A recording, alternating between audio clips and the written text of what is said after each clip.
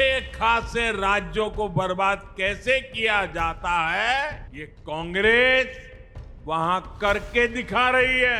अरे डूब मरो कांग्रेस के लोग, आपके मुंह में किसान के नाम पर झूठ फैलाने का पाप पड़ा हुआ है। भारत में सबसे बड़ा दलित विरोधी, ओबीसी विरोधी, आदिवासी विरोधी अगर कोई है तो वो कांग्रेस का परिवार है। नेहरू जी ने ये भी कहा था कि आरक्षण वाले नौकरी पा जाएंगे तो सरकारी सेवा की क्वालिटी खराब हो जाएगी। कांग्रेस के झूठ पर विश्वास करके वो लोग पछता रहे हैं जिन्होंने अपने राज्य में कांग्रेस को मौका दिया। कांग्रेस के झूठ की गुट्टी ने कर्नाटका और तेलंगाना को भी नहीं छोड़ा है। कर्नाटका में तो हाहाकार मचा हुआ है। वहां महंगाई और भ्रष्टाचार चरम पर है, विकास कार्य ठप है। कांग्रेस आने के बाद निवेश और नौकरी दोनों कम हो गए हैं।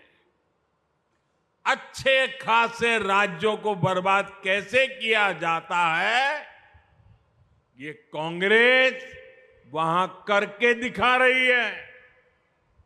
और कांग्रेस की इस चालबाजी में उसकी पिछलग्गू पार्टी भी हां में हां मिला रही है। मैं आपको फिर कर्नाटका का उदाहरण दूंगा जहां कांग्रेस की सरकार है। देखिए कर्नाटका में क्या हो रहा है। कांग्रेस के सिर्फ कुछ महीनों के राज में आप सुन करके चौंक जाएंगे।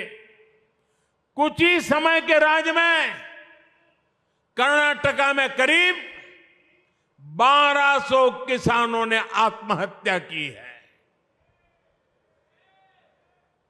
अरे डूब मरो कांग्रेस के लोग, आपके मुंह में किसान के नाम पर झूठ फैलाने का पाप पड़ा हुआ है।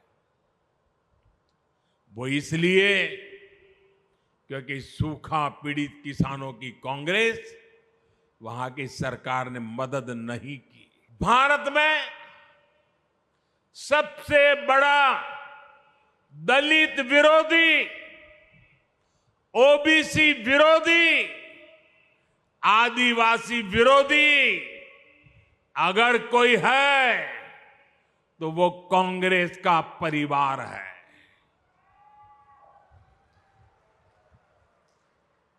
अभी इन लोगों ने कहा है कि सरकार में आए तो दलितों पिछड़ों का आरक्षण खत्म कर देंगे। यही इस परिवार की सच्चाई है।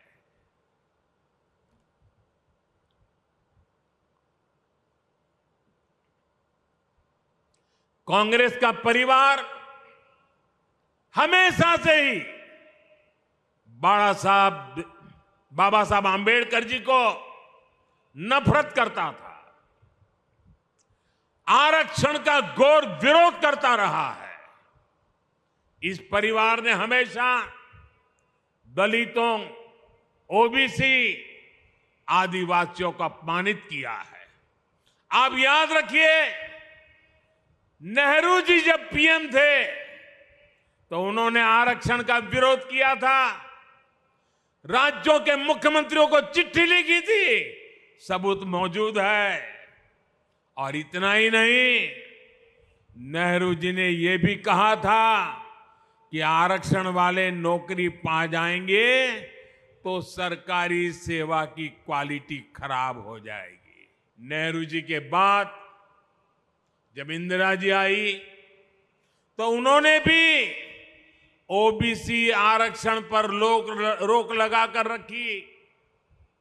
जब देश ने उनको सजा दी, जनता पार्टी की सरकार बनी, मोरारजी भाई के नेतृत्व में, तब मंडल आयोग बना। लेकिन फिर कांग्रेस आ गई और मंडल कमीशन की रिपोर्ट ठंडे बस्ते में डाल दी गई। इसके बाद राजीव जी ने भी अपनी सरकार में ओबीसी को आरक्षण नहीं मिलने दिया। जब केंद्र में भाजपा के समर्थन से अटल जी की सरकार बनी, तब मंडल आयोग की रिपोर्ट लागू हुई। राजीव गांधी ने नेता विपक्ष के रूप में भी, ऑपोजिशन लीडर के नाते पार्लियामेंट में उनका भाषण है, उन्होंने आरक्षण का पुरजोश विरोध किया था। उन्होंने एक इंटरव्यू में,